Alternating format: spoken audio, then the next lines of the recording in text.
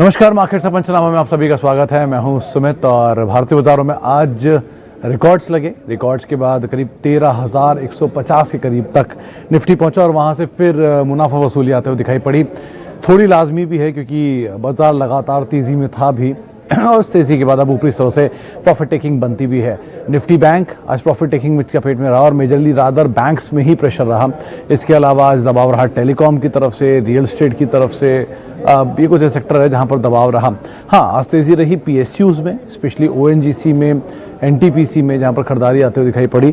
इसके अलावा आज पीएसयू बैंक्स में तेजी थी, चाहे आप केनरा बैंक देखें, बैंक ऑफ इंडिया देखें, रादर पूरा पीएसयू बैंकिंग इंडेक्स ही करीब 2.5% की तेजी के साथ आज बंद होता हुआ दिखाई पड़ा। वहां पर एक अच्छी खरीदारी रही। तो बैंकिंग शेयरों में जोरदार तेजी रही, स्पेशली पीएसयू बैंक्स में, और इसके अलावा सरकारी कंपनियों में खरीदारी रही, जिसके दम पर भारतीय बाजारों में जरूर आज उछाल आता हुआ दिखाई पड़ा। लेकिन ओवरऑल एक प्रॉफिट टेकिंग का दिन, जबकि हायर लेवल से मार्केट्स में निफ्टी में खासतौर से करीब 350 अंकों के आसपास तक की मुनाफा वसूली आते हुए दिखाई पड़ी।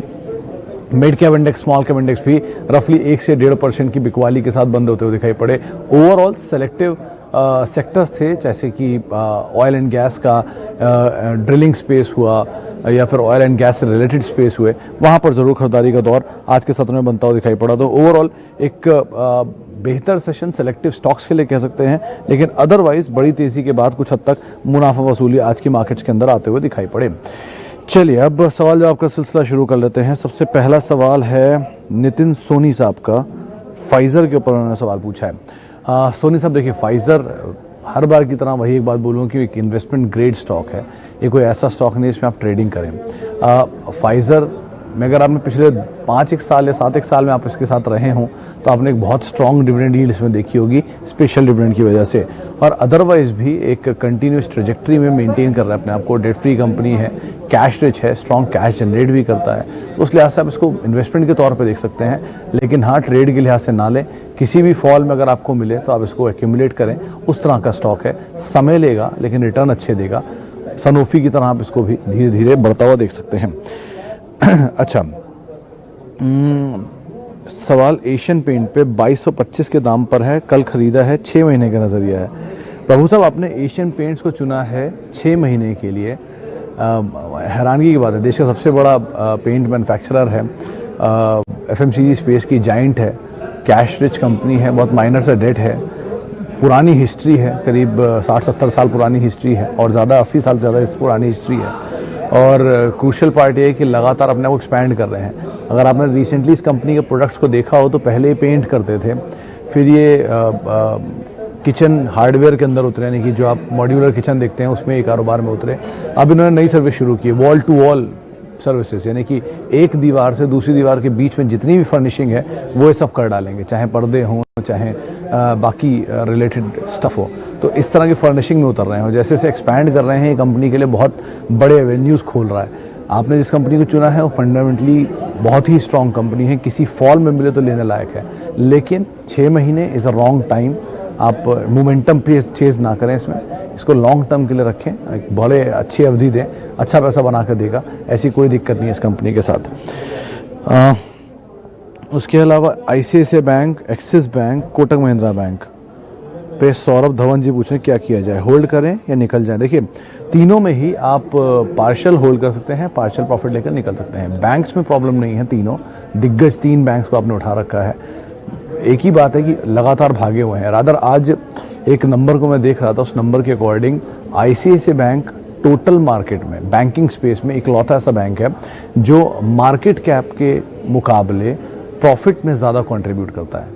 ऐसे समझिए कि अगर 100 निफ्टी की मार्केट कैप है तो आईसीआईसीआई बैंक का सिर्फ 5 रुपये का कंट्रीब्यूशन है मार्केट कैप में, लेकिन अगर 100 निफ्टी का प्रॉफिट है तो आईसीआईसीआई बैंक का सिर्फ 15 रुपये का कंट्रीब्यूशन है प्रॉफिट में। तो ज़्यादा प्रॉफिट दे रहा है लेकिन कम मार्केट कैप ले रहा है। इसका मतलब है कि मार्केट कैप आगे चल के वो कैच कर सकती है, तो उस लिहाज से अंडर वैल्यूड अभी भी दिखाई पड़ रहा है। तो आप आईसीआईसीआई बैंक को भी होल्ड कर सकते हैं पार्शियली, बाकी दोनों में पार्शियल प्रॉफिट ले लें ताकि आपको ये भी दुख ना हो कि बाजार टूट गया और आपको प्रॉफिट नहीं मिला। तो थोड़ा प्रॉफिट ले लीजिए और बाकी के साथ बने भी रह सकते हैं। आगे बढ़ते हैं और कुछ सवाल भी ले लेते हैं। एक सवाल आया है सिप्ला पर राजकुमार जी का। सिप्ला पे सवाल लूंगा, लेकिन उससे पहले अमर शौंकी साहब का सवाल है अदानी ग्रीन पर। ये सबसे इंटरेस्टिंग है। 50 शेयर हैं 893 के भाव पर। शौंकी साहब, आपको बहुत ही इंटरेस्टिंग स्टॉक मिला है और एक सही दाम पर मिला है, प्रॉफिट हो रहा है। आज पहला लोअर सर्किट लगा एक लंबे अंतराल के बाद। बेटर है थोड़ा थोड़ा करके निकलते जाएं। बहुत ही महंगा शेयर है, बहुत ही ओवर वैल्यूड स्ट्रेच है, वैल्यूएशन है। 1.5 लाख करोड़ है। आप खुद ही सोचिए, अदानी ग्रीन किसी भी हाल में क्या टाइटन से ज़्यादा महंगा हो सकता है या टाइटन से ज़्यादा उसकी वैल्यू हो सकती है? कंपनी के कारोबार को आप देखिए और इसके कारोबार को देखिए, अंदाज़ा अपने आप ही लग जाएगा आपको। HDFC life, SBI life, L&T, ये सब छोटे हैं अदानी ग्रीन से। तो आप उस हिसाब से सोच के उसमें निकलने की कोशिश करें, जितनी जल्दी से जल्दी निकल सकते हैं, जितना ज़्यादा से ज़्यादा। अगर आपको लगता है कि कुछ होल्ड करना चाहिए तो 25% छोड़ के 75% एग्जिट कर जाइए, वो ज़्यादा बेहतर रणनीति रहेगी। अच्छा, हम बात करते हैं सिप्ला को लेकर। राजकुमार जी का सवाल था 742 रुपये के दाम पर 45 शेयर है लॉन्ग टर्म। लॉन्ग टर्म में तो घबराइए मत, आपने अच्छी कंपनी खरीदी है। अगर किसी गिवन पॉइंट ऑफ टाइम आपको ये 742 के हाफ पे मिले, यानी 350, 450 या 325, एक्यूमुलेट करिए और एक्यूमुलेट करिए और अच्छे एक्यूमुलेट करिए। ये कंपनी बहुत स्ट्रॉन्ग फंडामेंटल रखती है और बहुत लंबे अंतराल से इंडिया के अंदर है। अपनी ड्रग्स में इसकी डोमिनेंस है। थोड़ा चलता स्टॉक कम है, इसलिए आपको थोड़ी घबराहट भले हो रही होगी, लेकिन अदरवाइज कंपनी के नंबर्स में कोई प्रॉब्लम नहीं है। आप बने भी रह सकते हैं, लोअर लेवल पे एक्यूमुलेट भी कर सकते हैं। फार्मास्यूटिकल जाइंट्स में इसका नाम आता है और जो इनके मतलब एस्थमा रिलेटेड प्रोडक्ट्स में इनका एक स्ट्रॉन्ग मार्केट होल्ड है।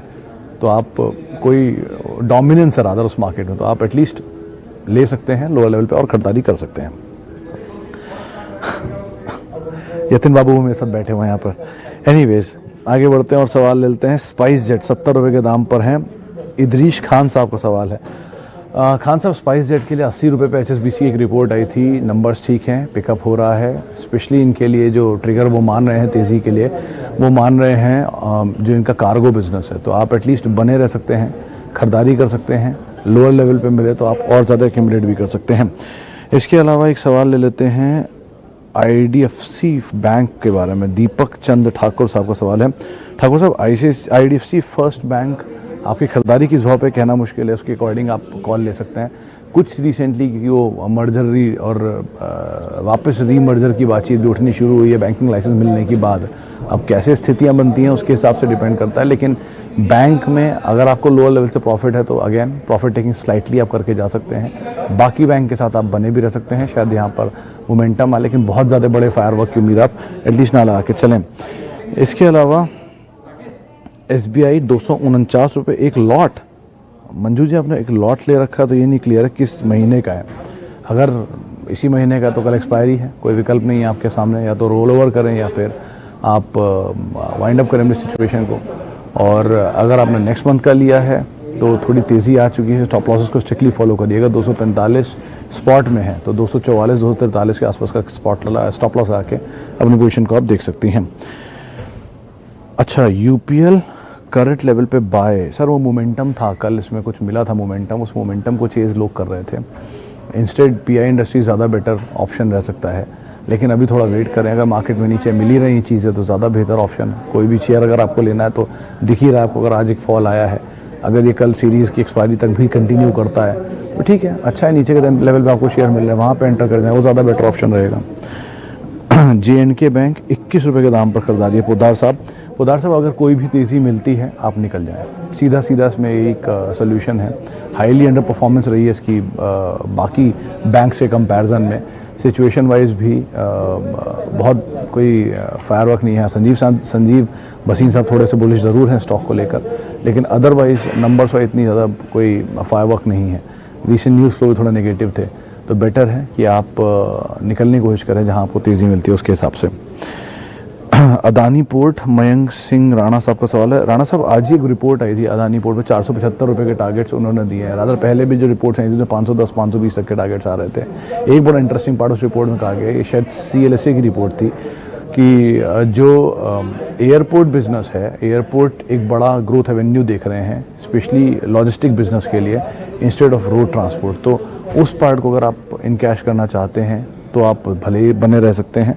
और ट्रिगर इनके लिए ये कि अगर इनका प्लेज कम हो जाता है तो वो शायद अच्छे एवेन्यू दे सकता है। कुछ ये भी बातें हैं बाज़ार में कि अगर जो कैश है कंपनी का वो कैश का फर्दर यूटिलाइजेशन हो सकता है शेयर होल्डर्स के डिप्लॉयमेंट के लिए, ये भी बात उस रिपोर्ट में कही गई थी। तो इस तरह की कुछ चीज़ें अगर होती हैं तो शायद स्टॉक में मूव आया, आज वैसे तेज़ था, तो आप एटलीस्ट बने रह सकते हैं। फिलहाल तो नियर टर्म सभी ट्रिगर्स के ऊपर आप नज़र रखिएगा। आइडिया और yes bank, which stock will be better for long term? Mishra साहब, दोनों ही नहीं है लॉन्ग टर्म के लिए, आइडिया भी और यस बैंक भी, तब तक के लिए जब तक इनकी नंबर सिचुएशन इंप्रूव नहीं जाती। नंबर्स इंप्रूव हो जाए आप ज़रूर इन्वेस्ट करिए, लेकिन फिलहाल नंबर इनके सपोर्टिव नहीं है, तो इसलिए आप अवॉइड कर सकते हैं तब तक के लिए जब तक इनके नंबर सपोर्टिव ना हो जाए। बहुत से अच्छे बैंक हैं, टेलीकॉम में भारतीय एयरटेल अच्छे दाम पर है। बैंक्स में आप HDFC बैंक को अगर अवॉइड भी करना चाहते हैं तो ऊपर के 4 निजी बैंक में कोई भी नाम ले लीजिए, यस बैंक को आप फिलहाल एटलीस्ट अवॉइड करिए। सिंपल सिचुएशन में रहिए हेडेक लेने की बजाय।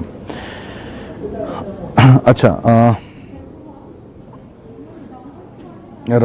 राजकुमार वर्मा साहब का एक सवाल है, 1000 शेयर हैं IOC के, एवरेज प्राइस 175, थोड़ी ऊपरी स्तरों पर खरीदारी है। वर्मा साहब, अभी तो आपके सामने एक ही विकल्प है कि आप एवरेज करें ताकि अभी कॉस्ट नीचे आ जाए। अदरवाइज़ आप या तो ये कर सकते हैं कि कोई नया निवेश करना चाहते हैं तो आप नया निवेश लोअर लेवल पे कर दें, लेकिन आपके दाम अभी देखने को मिलेंगे या नियर टर्म में आएंगे ये थोड़ा कहना मुश्किल है, क्योंकि ऑलरेडी बहुत हायर लेवल पर आपकी बाइंग है।